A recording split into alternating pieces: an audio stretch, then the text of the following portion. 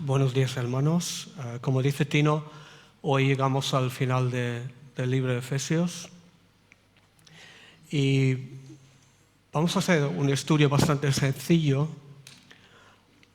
basándome en estos versículos. Me gustaría presentaros lo que llamo 4 retratos del cristiano, 4 imágenes o dibujos o retratos del cristiano que veo en estos versículos.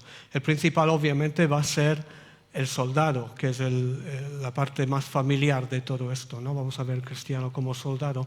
Pero voy a decir que aquí Pablo presenta o señala a 4 retratos de lo que es ser un cristiano. Eso es interesante. Si no eres cristiano aquí esta mañana, estás considerando la posibilidad de seguir a Cristo, pues esto te puede servir para ayudarte en tu pensamiento.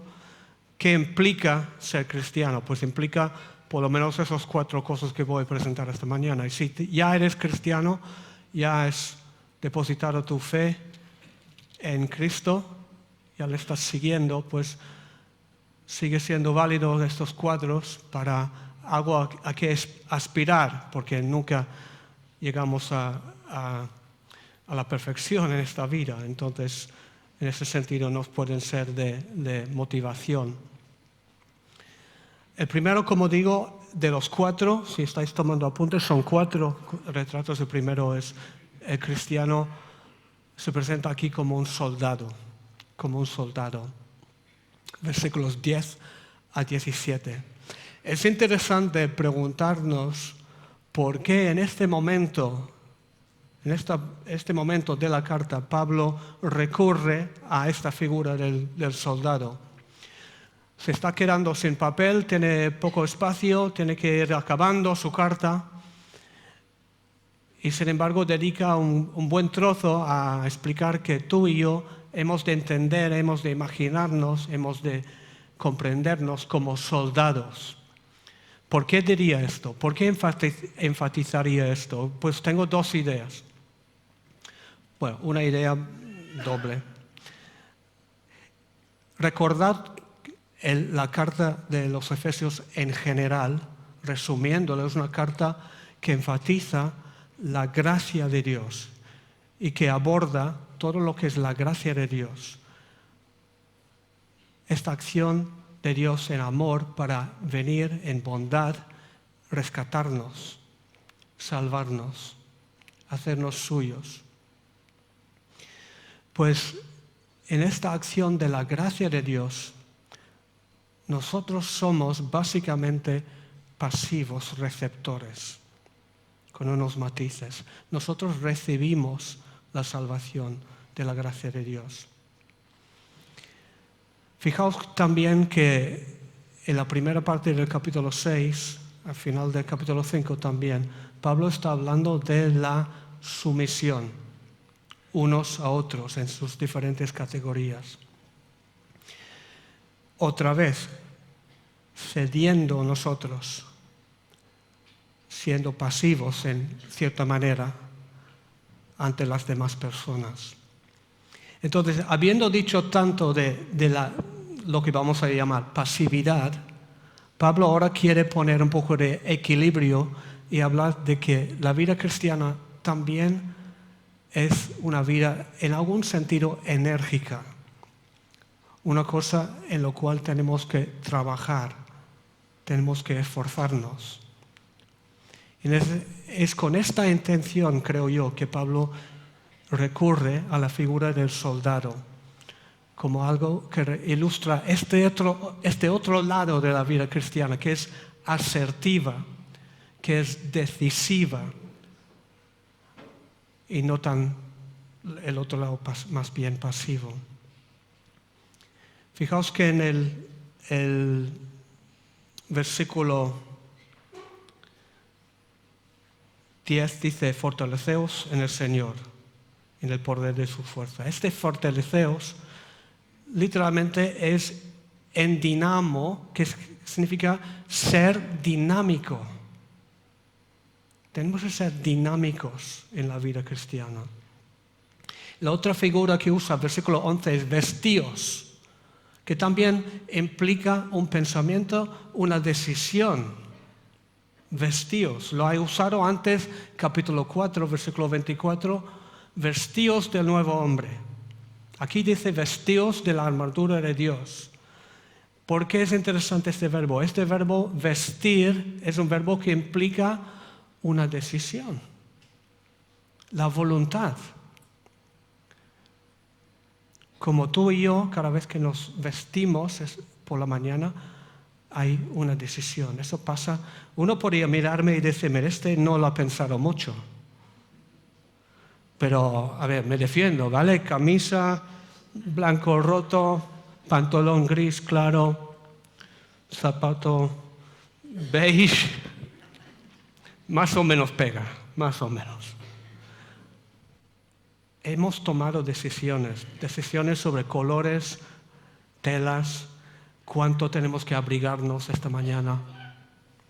Y esto es importante porque nos movemos ahora, cuando hablamos de tomar la armadura, estamos hablando de tomar decisiones, que no podemos ser siempre en todos los sentidos pasivos en la vida cristiana. Eso es lo que quiere comunicar Pablo con la figura del soldado.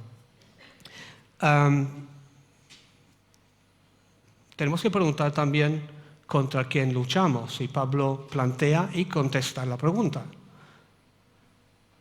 Y dice claramente que nuestra guerra es espiritual. Vale la pena resaltarlo brevemente porque históricamente hay cristianos que han entendido que tenemos que imponer la fe cristiana usando la violencia física. Esto es un error, la Biblia no enseña esto.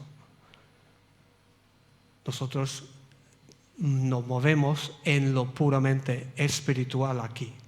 ¿Vale? Eso es lo que dice explícitamente Pablo, versículo 12. No tenemos lucha contra sangre y carne, sino contra huestes espirituales. Se usa muchas frases, principados, menciona al diablo. Está hablando de nuestros enemigos espirituales. El Nuevo Testamento dice que tenemos básicamente tres, que son el mundo, la carne y el diablo. Todo es aplicable a esto. Eso es lo que estamos hablando esta mañana. Principalmente creo que Pablo tiene en mente el sistema de este mundo, la manera, los patrones de pensamiento, la manera de actuar que hay ahí fuera, que es muy distinta a lo que Dios quiere. Y que detrás de todo esto hay una figura, un enemigo principal, que es el diablo. Bueno,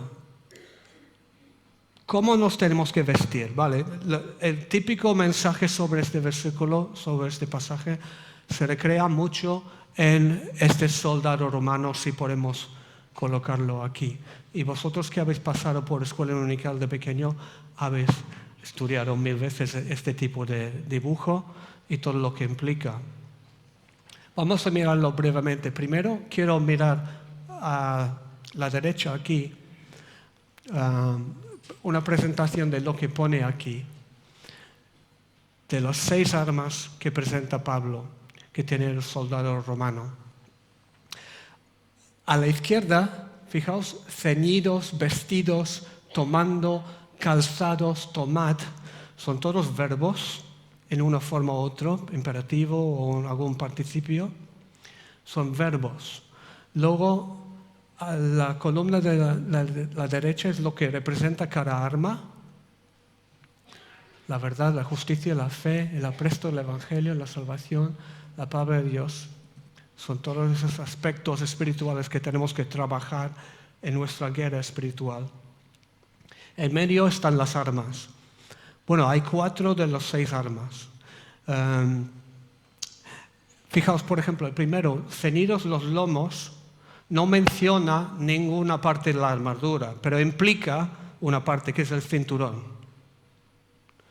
Lo mismo en calzado los pies. No dice nada de sandalios ni botas, pero se entiende que se calzan los pies con botas. Se podría recrear mucho en explicarlo. Esto de ceñir los lomos, no sé si lo entendéis. Fijaos que el soldado lleva una especie de falda, que es una túnica. No sé si habéis intentado, los hombres me imagino que no mucho, correr con minifalda. Pero es un poco difícil, ¿no, mujeres? ¿Qué hacían? Ceñir los lomos quiere decir que coges las faldas y los metes dentro del cinturón para soltar tus piernas y que puedes correr y luchar. Esa es la idea de ceñir los lomos. Por eso tenían un cinturón aquí. Bueno, no vamos a recrearnos demasiado en todo esto. Lo que quería enfatizar aquí es a qué se refiere a una guerra espiritual y dónde entran estas armas, y poneros un par de ejemplos. Se puede estudiar en más detalle en otro momento. Pero yo quisiera sugerir que el diablo nos quiere en cierto estado, y que estas armas nos pueden librar de estados malignos, de estados negativos. Y vamos a ver un par de ejemplos. Por ejemplo, el diablo nos quiere engañados. Quiere que vayamos engañados por la vida, en muchos sentidos. Pero pensando en esta primera arma, que es el cinturón de la verdad, creo que el diablo nos quiere engañados en el sentido de ser personas de poca integridad, de ser personas hipócritas, de predicar una cosa y hacer la otra. Y la verdad en nuestras vidas aquí corresponde a una persona íntegra, consecuente con su fe, que es realmente donde deberíamos estar. Dios dice, Salmo 51, el salmista dice, tú amas la verdad en lo íntimo. Que seamos realmente lo que fingimos, lo que hacemos ver que somos. Dios mira al corazón y busca la verdad en lo íntimo. Y tenemos que espiritualmente luchar en el sentido de presentarnos ante Dios y decir, Señor, enséñame mis fallos. Usar la palabra de Dios como un espejo para decir, Señor, ¿qué es lo que tengo que mejorar en mi vida para ser realmente lo que yo voy diciendo, que soy un hijo de Dios? El Salmo 139 dice, examíname, oh Dios, y ve si hay en mí camino de perversidad, de engaño. Y entonces, usando la palabra de Dios, la oración,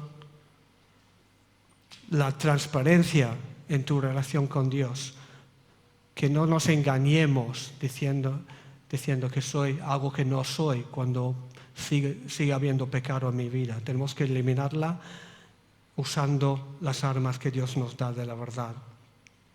Otra cosa que el diablo le gustaría hacer en tu vida es hacerte negligente, hacerte pasota, hacerte una persona dormido en los laureles, que no está despierto. Y esto corresponde a esta idea de calzando los pies con el apresto del Evangelio. La idea aquí principal es que estemos alertas espiritualmente, no dormidos, que estemos despiertos. Pedro dice, 1 Pedro 5, 8 y 9, sed sobrios y velad, porque el diablo está por ahí. Lo contrario de despiertos, de negligentes, dormidos, es alertos, velando. Y está ligado con el Evangelio seguramente en el sentido de que tenemos que estar preparados para dar defensa. 1 Pedro 5. Nosotros tenemos que ser personas capaces de defender la fe cristiana ante los que preguntan, los que cuestionan, los que dudan. Entonces, el Evangelio tiene que formar parte de nuestra mente, nuestro pensamiento, y estamos siempre preparados en ese sentido, espiritualmente, intelectualmente despiertos. en este mundo. El diablo le gustaría tenernos también desanimados. Seguramente estoy hablando con alguna persona desanimada también. Por eso tenemos que luchar con la armadura de Dios. El yelmo, en este caso. Tomar el yelmo de la salvación. ¿Por qué digo que esto es para el desánimo? Lo digo porque si comparamos 1 Tesalonicenses 5:8, veremos que Pablo está hablando otra vez del yelmo de la salvación. Y dice, la esperanza de salvación como yelmo. Pablo está escribiendo, Pablo, 1 Tesalonicenses 5, Pablo está hablando del día del Señor, de un día futuro en que Dios vendrá y pondrá todos los sitios, las cosas en su sitio. Arreglará, juzgará todo, quitará cada lágrima, juzgará y habrá justicia. Y en este contexto, Pablo habla del yelmo de la salvación. La salvación es pasado, presente y futuro. Es pasado en el momento en que tú creíste que Jesús te salvó, te perdonó. Es presente en que Dios va salvándonos, santificándonos en el presente. Y es futuro en que un día futuro Dios vendrá a arreglarlo todo, definitivamente. Y en ese sentido futuro tenemos esperanza, el yelmo de la salvación. Y esto es la máxima cura, la mejor medicina para el desánimo, pensar en todo lo que nos espera en el Señor, en el futuro, el yelmo de la salvación. Entonces ese es el tipo de guerra que tenemos contra el engaño, la hipocresía, contra la negligencia, la pereza espiritual, contra el desánimo. Esta armadura es lo que nos sirve. Son unos ejemplos nada más. Seguimos, porque es solo mi primer retrato, el soldado. Los demás iré más rápido. Pero antes del segundo, quiero hacer un paréntesis en el versículo 18 de Efesios 6, porque Pablo menciona una séptima arma, que es la oración. No lo liga con la armadura, no lo compara con ninguna arma, pero es como una séptima arma. Entonces él dedica un par de versículos aquí, 18 y 19, a la oración, diciendo que hemos de orar. Se podría dedicar todo un sermón a esto, vamos a simplemente mencionar una cosa aquí, que lo curioso, lo bonito aquí, es que Pablo, hablando de la oración, se le ocurre pedir oración por él. Versículo 19 dice, orando por todos los santos y por mí. Y fijaos en su oración y fijaos en sus circunstancias. Recordad que él está, ¿dónde? En Roma. ¿En qué circunstancias? Cadenado a un soldado romano bajo arresto. Imagina tú estar en esta situación y vas a pedir oración a la iglesia. ¿Cuál es tu oración? Mi oración es, sácame de aquí, Señor. Seguramente la tuya también. Pero Pablo, ¿qué pide? Pide que el Señor le dé denuedo para compartir el Evangelio. Esto lo dejo como paréntesis, es una cosa que lo dejo ahí muy bonito. Primer retrato del cristiano es un soldado. Segundo es el embajador. Versículos 19-20. Por lo cual soy embajador en cadenas. Sabéis que en 2 Corintios 5 Pablo dice que somos creación nueva y que entonces nos convertimos, entre otras cosas, en embajador. Lo tenemos aquí, 2 Corintios 5. ¿Soy embajador en cadenas? No. Vale, lo busco yo. 2 Corintios 5.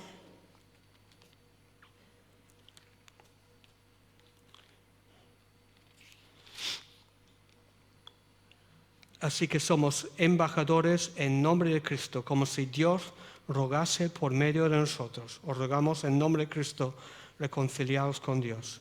No solo luchamos para Dios, sino además hablamos para Dios, a favor de Dios, pro Dios, en nombre de Dios. Somos embajadores. Es otro retrato que tenemos que vernos como sus representantes aquí en este mundo, como un embajador. Y me encanta esta imagen que Pablo presenta aquí, embajador en cadenas. Es una frase casi paradójica, una imagen extraña, porque un embajador es una persona de importancia, con cierta dignidad, pero pensarle como un embajador en cadenas es una imagen bastante curiosa, interesante, y creo que nos recuerda de que nosotros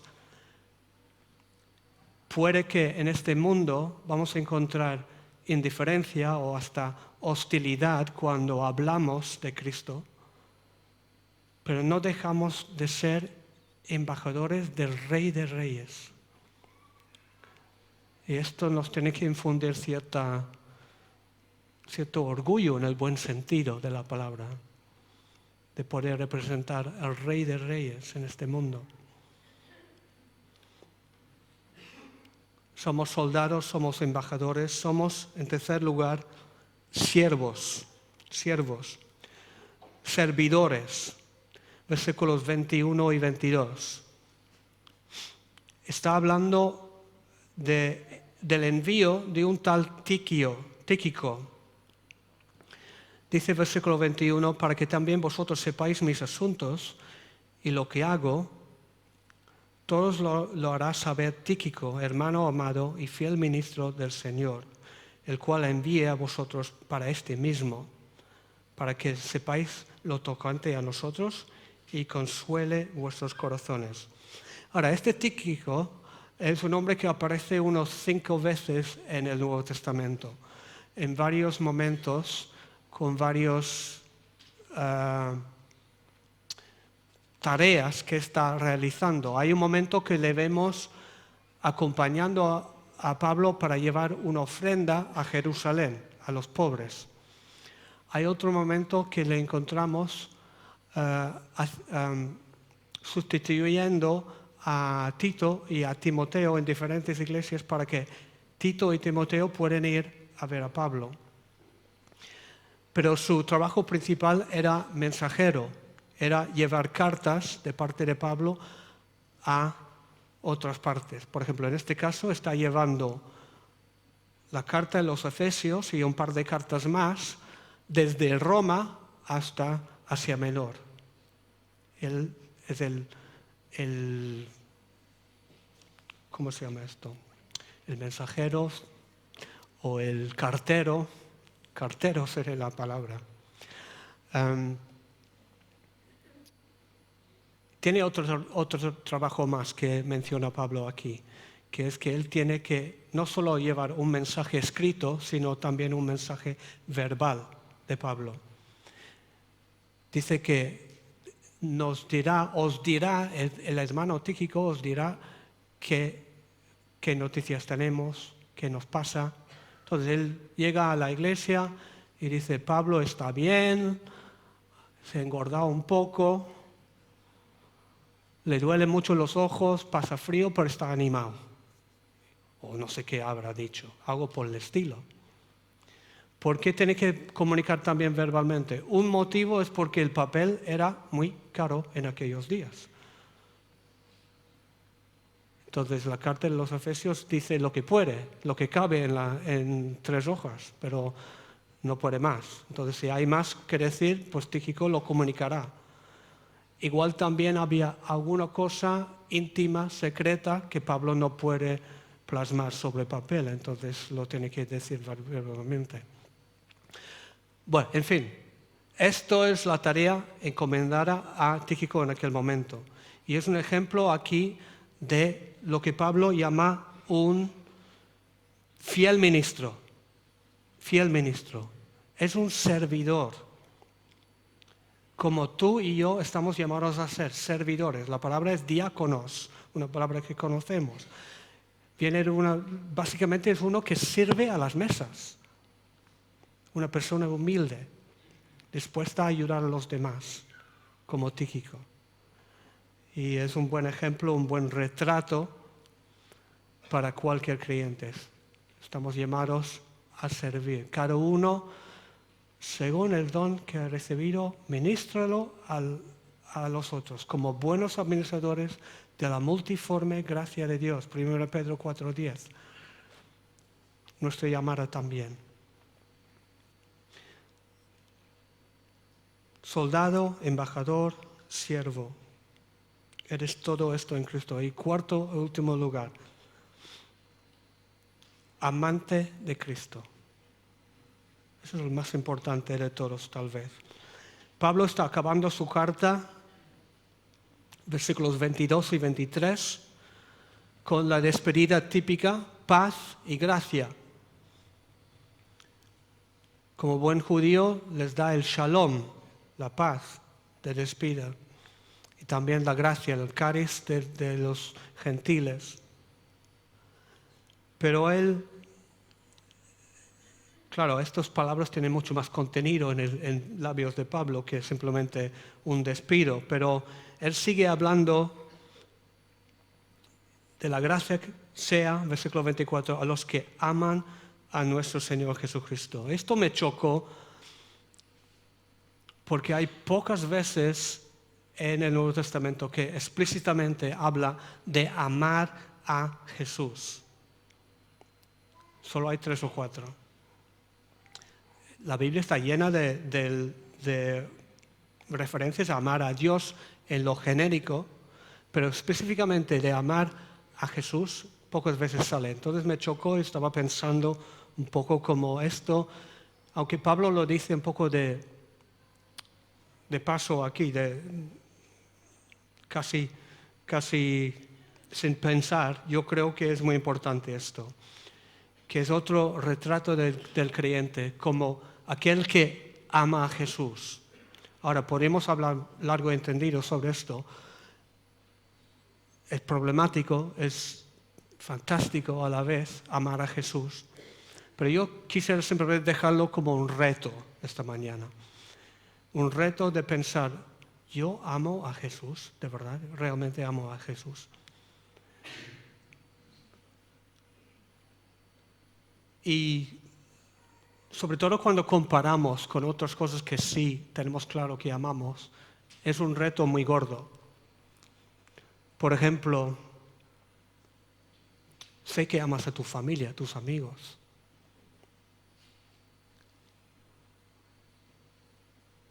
Pero aquel que es más íntimo que un hermano, que es el Señor, ¿le amas también? Sé que tú amas, muchos de vosotros amáis a ciertos escudos, a ciertas camisetas, a ciertos clubes que te representan de alguna manera. Y aquel que te representó en la cruz, que tomó tu lugar en la cruz y murió justo por injustos, ¿le amas igual? Sé que amamos todos nosotros a ciertos placeres placenteros, momentáneos como la comida, pero hay uno que nos promete delicias a su diestra para siempre. ¿Le amamos igual a Él? Este es Jesús, a quien estamos llamados de amar.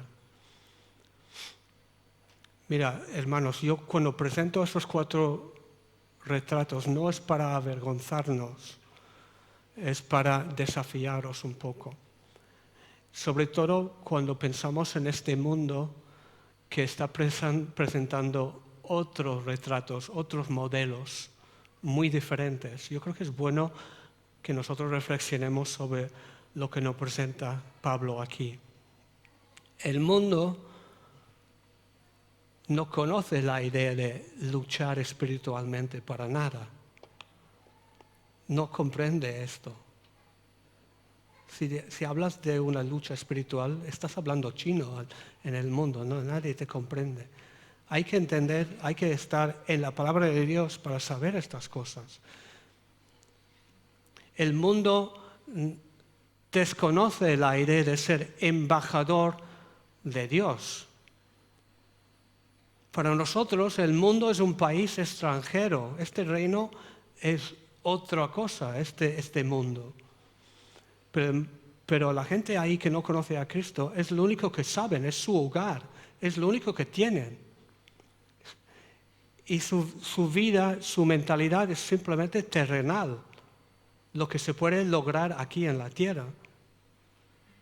Nosotros estamos llamados a ser embajadores de otro reino, es totalmente distinto y diferente. El mundo no valora el siervo tampoco. Ahí fuera lo que quiere la gente es estar arriba, es triunfar, es el éxito. Vienes al reino de Dios y el mayor es el que sirve, el que se humilla. Y el mundo también desconoce el concepto de amar a Jesús. Esto es totalmente chocante con la mentalidad del mundo. Entonces yo lo dejo así. 3 Juan 11, amado, no imites a lo malo, sino lo bueno, más sencillo imposible. 4 retratos a que aspirar nosotros como creyentes. Y yo pido que podamos luchar espiritualmente cada vez más, podemos ser conscientes de que representamos al Rey de Reyes, podemos tomar el delantal del siervo y podemos por encima de todo amar a Jesús. Amén. Tino, ¿quieres venir a orar?